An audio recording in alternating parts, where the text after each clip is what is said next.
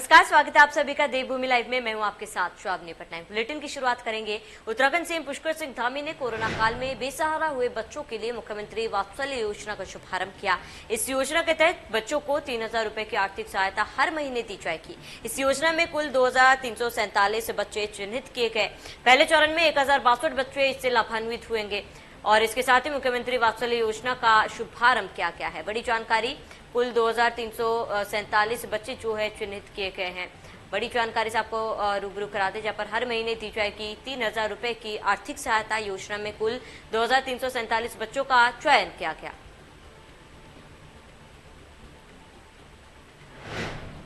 तो मुख्यमंत्री वात्सल्य योजना की आज से शुरुआत हो गई है। नैनीताल जिले में भीमताल से विधायक राम सिंह केड़ा और जिलाधिकारी नैनीताल ने इस योजना से लाभान्वित बच्चों को चेक वितरित किए हैं।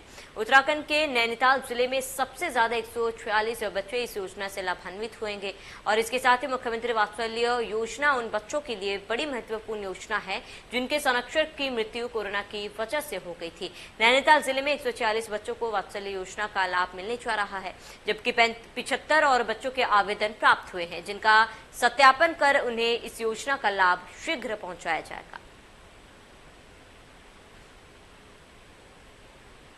के तहत जो बच्चे इस कोरोना काल में अनाथ हो गए थे और जिनके ऊपर से मम्मी और पापा का साया उठ गया था, उनको सरकार के द्वारा जो अनाथ बच्चों को जो चेक दिए गए थे, उस कार्यक्रम का आज माननीय मुख्यमंत्री जी ने उसका उद्घाटन किया। उसके बाद हमारा हल्द्वानी जनपद नैनीताल जनपद एक पहला जनपद हुआ जहाँ पर बहुत सारे बच्चों ने अपने पेरेंट्स को खोया है। तो इसमें लगभग 221 बच्चे ऐसे हैं जिनका सत्यापन अभी तक हो चुका है और आज लगभग 146 बच्चों के अकाउंट में 3-3 हज़ार की धनराशि ट्रांसफ़र हुई है और 76 बच्चे ऐसे हैं जिनका सत्यापन हो चुका है। तो उनका 2-4 दिनों में उसका भी उनके अकाउंट में भी धनराशि हस्तांतरित हो जाएगी।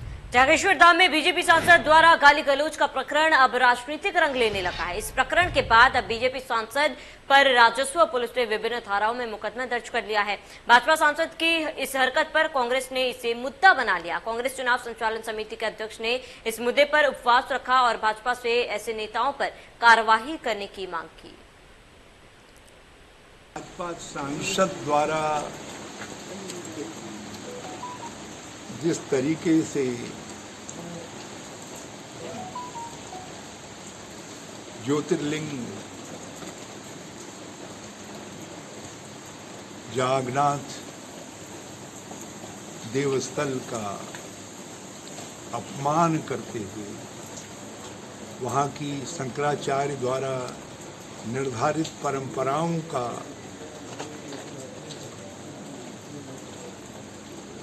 अपमान पूर्वक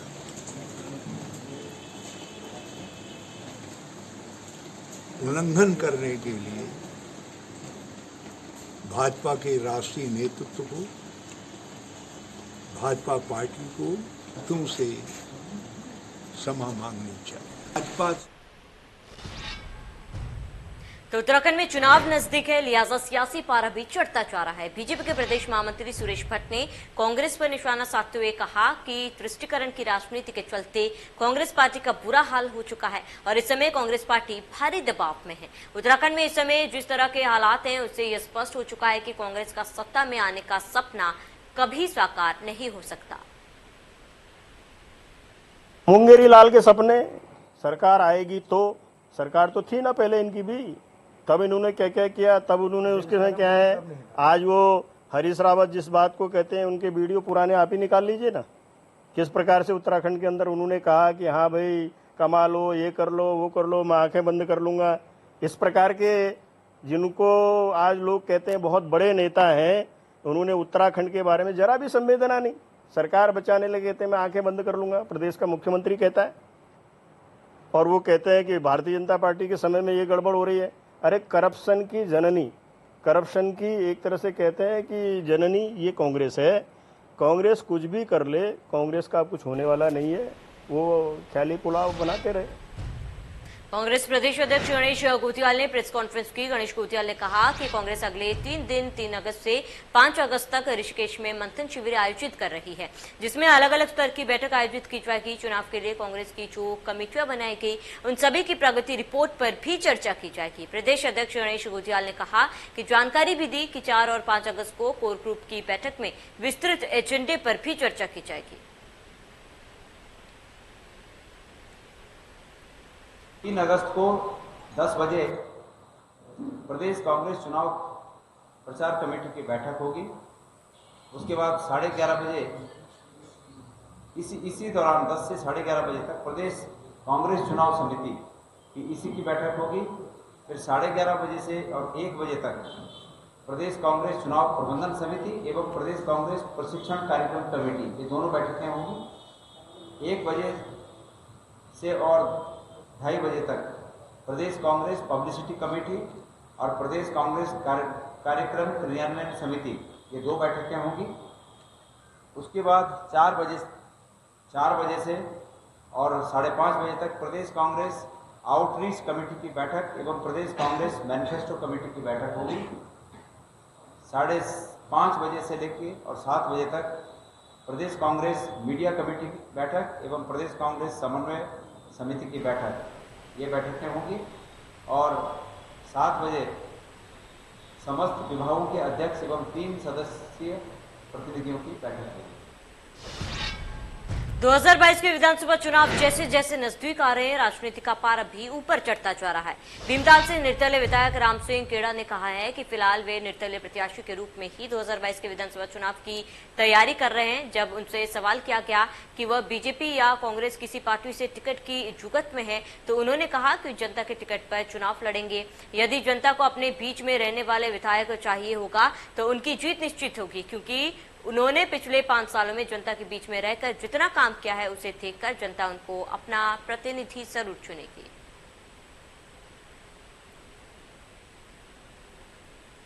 मैं 2022 के रण में जनता के टिकट पर चुनाव लड़ूंगा और जनता के आशीर्वाद से चुनाव लड़ूंगा। और मेरी पार्टी जनता है और मेरी सरकार जनता है और फिलहाल मैंने सरकार को समर्थन दिया है।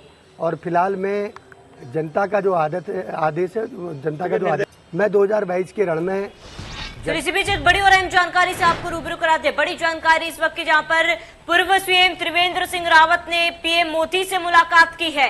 बड़ी जानकारी आपको बता रहे, गृह मंत्री अमित शाह से भी मिले पूर्व सीएम त्रिवेंद्र सिंह रावत। बड़ी जानकारी आपको बताते हैं, त्रिवेंद्र सिंह रावत ने पीएम से मुलाकात की है। गृह मंत्री अमित शाह से भी पूर्व सीएम ने मुलाकात की। अहम जानकारी आपको बता रहे, इस वक्त की बड़ी और अहम जानकारी से आपको रूबरू कराते। गृह मंत्री अमित शाह से भी मिलने पहुंचे पूर्व सीएम त्रिवेंद्र सिंह रावत। इस वक्त की बड़ी जानकारी आपको बता दें, पूर्व मुख्यमंत्री त्रिवेंद्र सिंह रावत ने प्रधानमंत्री मोदी से मुलाकात की है।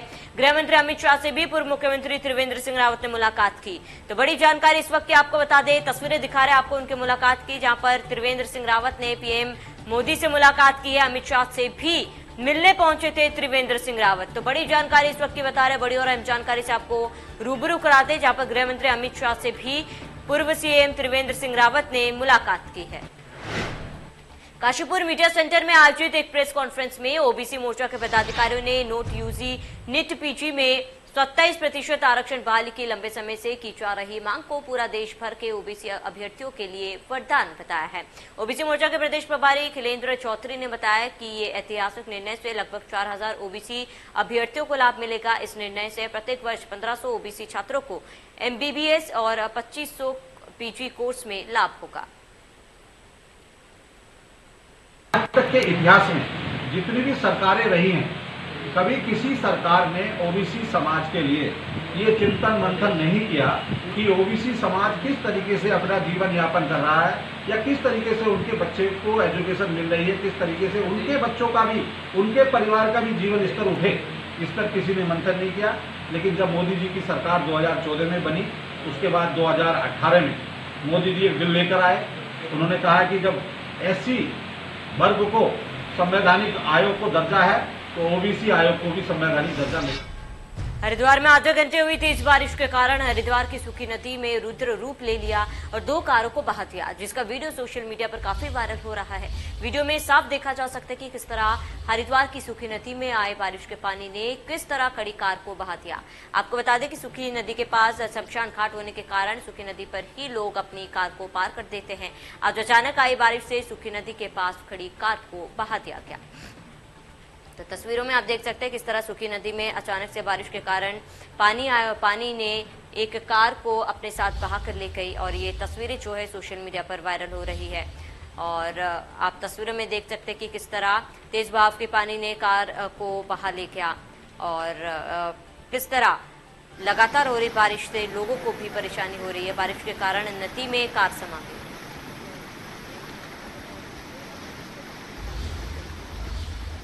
चलिए इसी बीच चमोली से एक बड़ी जानकारी आपको बता दें, जहां पर लैंडस्लाइड को लेकर ये बड़ी जानकारी है।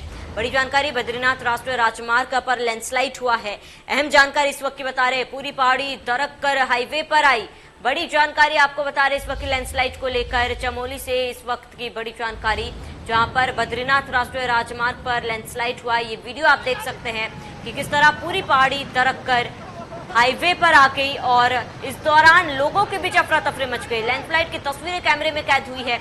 आप तस्वीरों में देख सकते हैं किस तरह राष्ट्रीय राजमार्ग 58 पर लैंडस्लाइड हुआ है और सड़क पर ही पूरी मलबे जो है वो सड़क पर आकर गिर रहे हैं और इसी से लोगों में अफरा तफरी मच गई। बद्रीनाथ राष्ट्रीय राजमार्ग पर लैंडस्लाइड हुआ है और लैंडस्लाइड का वीडियो जो है वो कैमरे में कैद हो गया। तो उत्तराखंड बन रहा है खतरों का प्रदेश, जहां पर मानसून सीजन में बारिश आफत बनकर सामने आई। प्रदेश में 84 बड़े डेंजर जोन किए गए चिन्हित, 60 danger zone all weather road पर चिन्हित किए गए। उत्तराखंड में हर मौसम में टूट रही है all weather road. Monsoon season में बारिश आफत बन चुकी है। उत्तराखंड में हर मौसम में टूट रही है ऑल वेदर रोड और प्रदेश में करीब 84 बड़े डेंजर जोन किए गए चिन्हित। चंद घंटों की बारिश ने पहाड़ी इलाकों से लेकर मैदानी इलाकों में हाहाकार मचा दिया। बारिश से निचले इलाकों की नदियां उफान पर है, जिससे बाजपुर जलमग्न हो गया। नदियों का पानी घरों में घुसने से लोगों को भारी परेशानियों का सामना करना पड़ा। लोगों के घरों में इस कदर पानी घुसा कि घरों ने तालाब का रूप ले लिया। साथ में नैनीताल मार्ग पर बाढ़ का पानी आने के कारण यातायात काफी बाधित हो रहा है। तस्वीरों में देख सकते हैं किस तरह लोगों को परेशानी हो रही है और जल भराव के कारण आने जाने में भी लोगों को दिक्कतें हो रही है। तीर्थनगरी ऋषिकेश में पीडब्ल्यूडी विभाग द्वारा तैयार की गई सड़क में भ्रष्टाचार का खुलासा हुआ। सड़क के निर्माण के दौरान घटिया खनन सामग्री का उपयोग करने से सड़क क्षतिग्रस्त हो गई। बता दें कि ऋषिकेश एम्स रोड पर सुबह एक ट्रक ऋषिकेश में एम्स की तरफ से जा रहा था और अचानक ट्रक के दोनों पहिया सड़क में धंस गया। गनीमत यह रही कि कोई भी हादसा नहीं हुआ। जैसे ही इसकी सूचना विधानसभा अध्यक्ष प्रेमचंद अग्रवाल को मिली तो वो तुरंत ही मौके पर पहुंचकर निरीक्षण किया। दरअसल अभी कुछ ही महीने पहले इस सड़क का निर्माण पीडब्ल्यूडी विभाग द्वारा किया गया था। विधानसभा अध्यक्ष ने मौके पर पीडब्ल्यूडी विभाग के अधिकारियों को जमकर फटकार लगाई।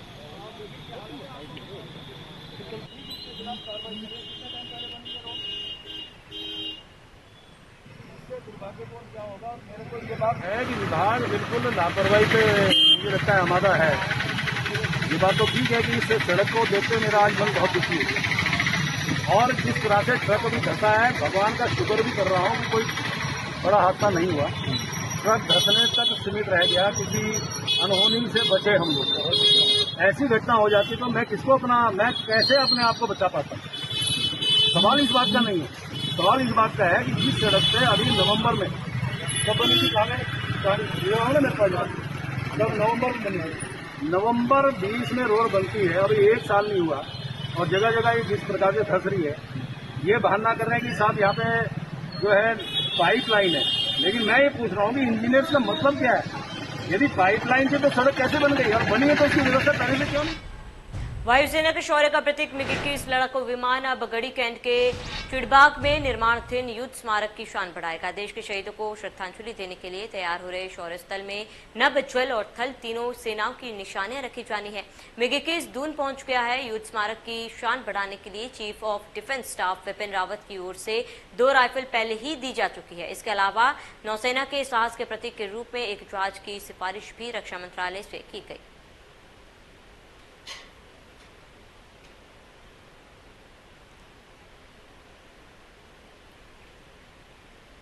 तो शौर्य स्थल की शान बढ़ाएगा MiG-21। देहरादून के शौर्य स्थल पर MiG-21 एयरफोर्स का वो विमान जिसने एक नहीं कई लड़ाई लड़ी, खासकर 1971 की और 1999 की लड़ाई में भी, यानी कारगिल की जो लड़ाई हुई थी उसमें भी इस जहाज ने महत्वपूर्ण भूमिका निभाई। 1964 से ये जहाज शामिल हुआ था, 60 देशों ने इसे इस्तेमाल किया है, यानी अब तक इसका गौरवशाली इतिहास रहा है। MiG-21 हालांकि रिटायर हो चुका है एयरफोर्स से, लेकिन इस जहाज की अगर बात करें तो कई कीर्तिमान स्थापित किए हैं, खासकर 1971 की वो लड़ाई जिसमें भारत ने पाकिस्तान को एक नहीं दो फ्रंट पर चित किया था, खासकर बांग्लादेश के फ्रंट पर और दूसरा राजस्थान के फ्रंट पर चित किया था। अब ये शौर्य स्थल पर देश की आन बान शान के रूप में यहाँ स्थापित रहेगा। करीबन 2 साल से इसकी मांग चल रही थी कि यहाँ पर शौर्य स्थल पर इसको रखा जाए ताकि आने वाली पीढ़ियाँ, छोटे बच्चे इस गौरवशाली इतिहास, यानी एक जीता जागता इतिहास है, शायद इसके बारे में कहने की ज़रूरत नहीं है। खुद ये अपने आप में कहानी बयान करता है कि किस तरीके से इसने लड़ाइयाँ लड़ी, किस तरीके से दुश्मनों के दांत खट्टे किए। हालांकि अभी रिटायर ज़रूर हो चुका है, लेकिन अभी भी ये उस इतिहास को दोहरा रहा है, उस बहादुरी को दोहरा रहा है। यहाँ पर तमाम शौर्य स्थल पर बहुत सारे सेना के जो हथियार है वो लगाए जाएंगे ताकि यहाँ पर हर आने वाला व्यक्ति, हर आने वाला बच्चा, बूढ़ा यहाँ पर देखे और कम से कम भारत की सेना के, एयरफोर्स के उस गौरवशाली इतिहास को ज़रूर यहाँ पर जाने। इंडिया न्यूज़ के लिए किशोर रावत, देहरादून। कोरोना की दूसरी लहर के बाद आखिरकार अब उत्तराखंड में स्कूल शर्तों के साथ आज से खुल गए। रुद्रपुर में आज कक्षा 9 से 12 तक के स्कूल एहतियात के साथ शुरू किए गए। स्कूल में पहुंच रहे बच्चों में स्कूल वापसी आने का उत्साह भी देखा जा सकता था। स्कूल प्रबंधन भी बच्चों को कोरोना गाइडलाइन का पालन करने के निर्देश दे रहे हैं। बच्चों ने कहा कि कई महीनों बाद स्कूल में आकर अच्छा लग रहा है। ऑनलाइन पढ़ाई में कुछ चीजें समझ भी नहीं आ रही थी और मन भी नहीं लग रहा था। ऐसे में लंबे समय के बाद स्कूल आने को लेकर बच्चों में उत्साह है।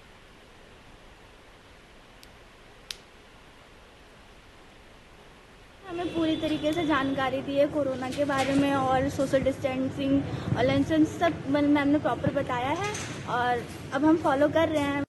आज मैम ने वैसे पेपर की टेंशन हो रही थी बट आज मैम लोगों ने अच्छे से समझाया ऐसे ऐसे करना। अब कल से हमारी पढ़ाई प्रॉपरली होगी, पीरियड लगेंगे, अब कल से अच्छे से पढ़ाई होगी। शासनादेश के अनुसार कक्षा 9 से 12 तक की हमारी कक्षाएँ खुली हैं। हमारे जनपद में लगभग सारे स्कूल खुले हैं और इनको पहले भी इंस्ट्रक्शन दे दिए गए थे कि किसी प्रकार की भी लापरवाही न हो। कोविड-19 के पूरे नियमों का पालन करके मास्क का प्रयोग करेंगे, हैंड सैनिटाइजर का प्रयोग करेंगे और इससे पहले हमारे सारे स्कूलों को सैनिटाइज भी कर दिया गया ताकि किसी बच्चे को कोई प्रॉब्लम न हो। उत्तराखंड में आज 9वीं से कक्षा 12वीं तक के स्कूलों को खोल दिया गया। स्कूल स्टाफ छात्र छात्राओं को कोरोना गाइडलाइनों का सख्ती से पालन भी करा रहे हैं। जहां पर गाइडलाइन को ध्यान में रखते हुए स्कूल में प्रवेश करने पर छात्र छात्राओं की थर्मल स्कैनिंग और सैनिटाइज का स्कूल गेट पर ही इस्तेमाल कराया जाएगा। वहीं स्कूल में पहुंचने वाले छात्र छात्राएं बहुत उत्साहित नजर आए। वहीं स्कूल क्लास में छात्र छात्राओं को सोशल डिस्टेंसिंग के तहत बैठाया गया। छात्र फेस मास्क के साथ स्कूल में प्रवेश कर रहे हैं। हालांकि आज पहले दिन खुले स्कूल में छात्र छात्राओं की संख्या बेहद ही कम नजर आई।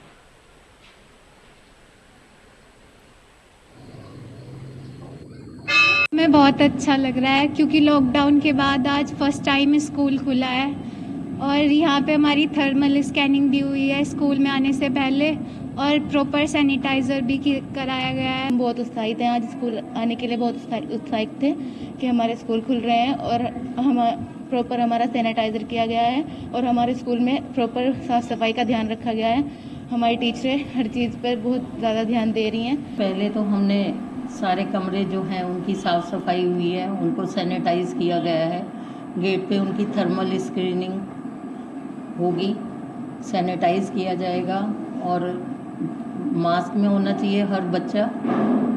टीचर्स भी मास्क में होनी चाहिए। जो नहीं पहन के आएंगे उन्हें मास्क उपलब्ध कराया जाएगा विद्यालय से। 9 से जो 12th है वो 4 घंटे की व्यवस्था की गई है उनके लिए पढ़ाई की। बीच में कोई लंच नहीं होगा उनका और सोशल डिस्टेंसिंग के हिसाब से प्रॉपर बिठाया जाएगा। ऑनलाइन ऑफलाइन दोनों तरीके से जो बच्चे विद्यालय में आ चुके हैं उनकी ऑफलाइन हम पढ़ाई कराएंगे ही, उसके साथ साथ हम उन्हें ऑनलाइन भी उनको